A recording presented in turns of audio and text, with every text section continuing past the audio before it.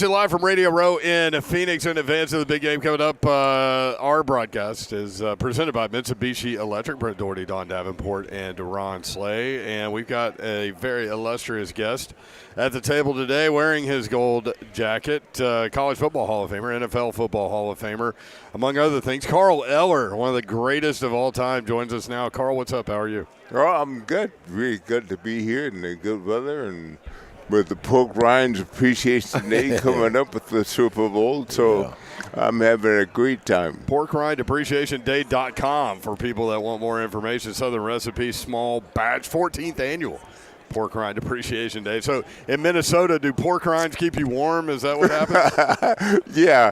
I have a couple particular flavors. I like pineapple and pineapple. All that. Wow. Yeah, it's really good. So pineapple pork rinds make you think of Hawaii, I guess. Yeah, right. That's what it is. I guess.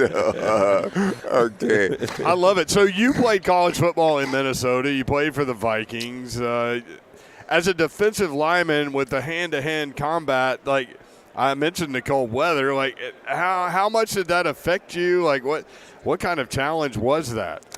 Well, my first year was kind of getting used to that because I grew up in North Carolina.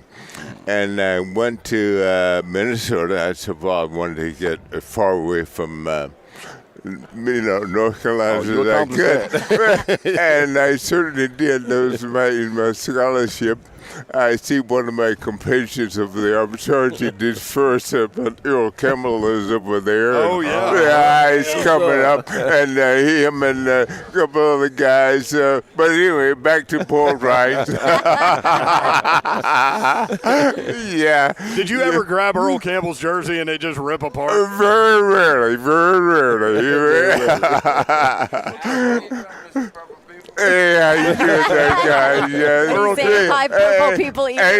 Ainsworth, one of his other partners, when one didn't run through you, run over you, the other guy ran around you, and it was, so quite the deal. Hey, there you go. Hey, way to go, guy. Got some legends. Yeah, got some legends. Yeah. How cool Dorsett, is Tony Dorsett, Earl Campbell? Like how cool is it room though? right here, boy. Right? to see those guys, you guys talk stories here. Well, this is a great environment here. This is great because you admire these guys. You appreciate what they do and how they play and the game that they brought forth. And they were challenges for you, man. It was like Tony Dorsett was, man, you just brings back.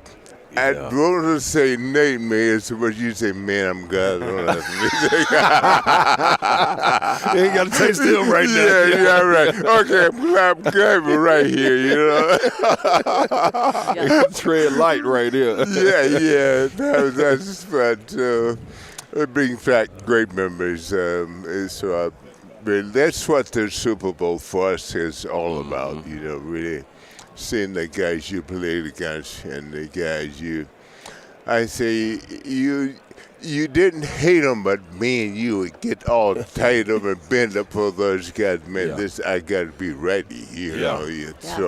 So and that's what they bring. So they see you and you think automatically just about and see Earl Campbell. I think, man, what a great guy, what a great competitor he was.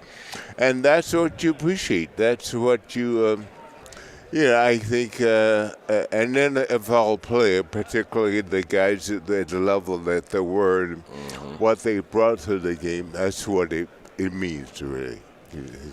How different is the game nowadays? Like when you watch it, and the way that it's played now, what do you think?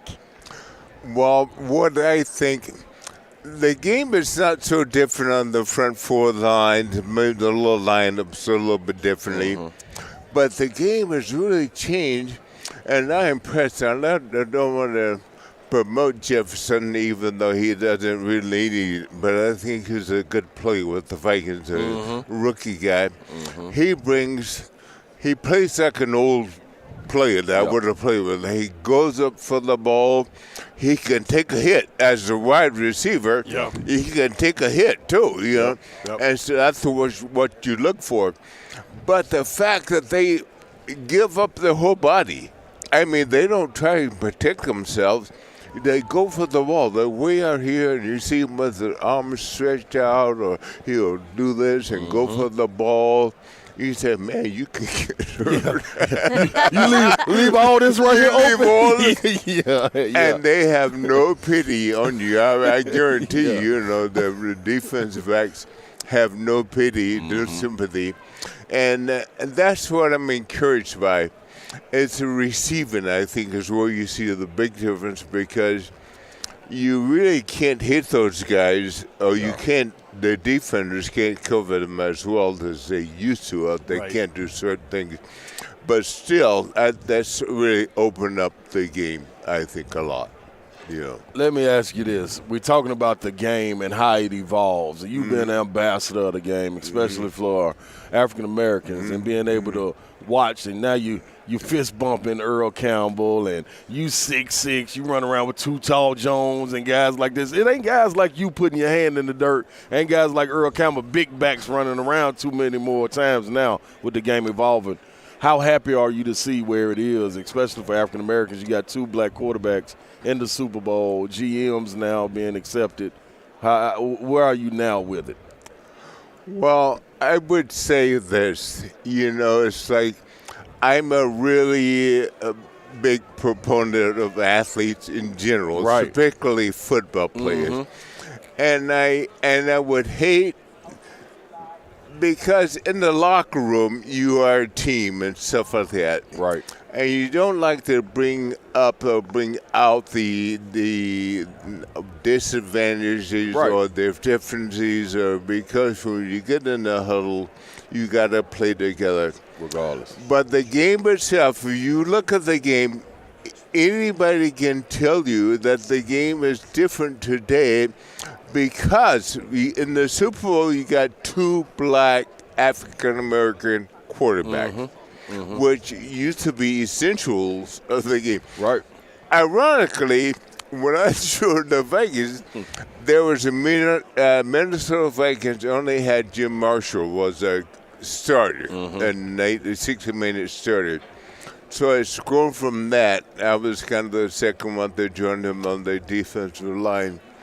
But these guys were there all the time. They've been waiting in the wings. And it's really good to see them just to get a chance, And there were guys even before me that paved the way. Right. But as things continue, I think that the athletes themselves set an example of what could be done in a larger scheme of things. So I think of that. He's Carl Eller, as Earl Campbell said, Mr. Purple People Eater, as you walk by. PorkRindAppreciationDay.com is the website. Carl, it's always an honor to talk with you, my friend. Appreciate it. Well, I wanted to thank you for having me. They've helped over 2,700 players already. It's Pork Rind, like you say, Appreciation Day. It's a big, big deal, so I appreciate the time here today. Thank you very much. They're giving $15,000 to Gridiron Greats, and they do a lot of great work. Thank you. Appreciate it. Thank you. All right, Carl Eller, 3HL 104.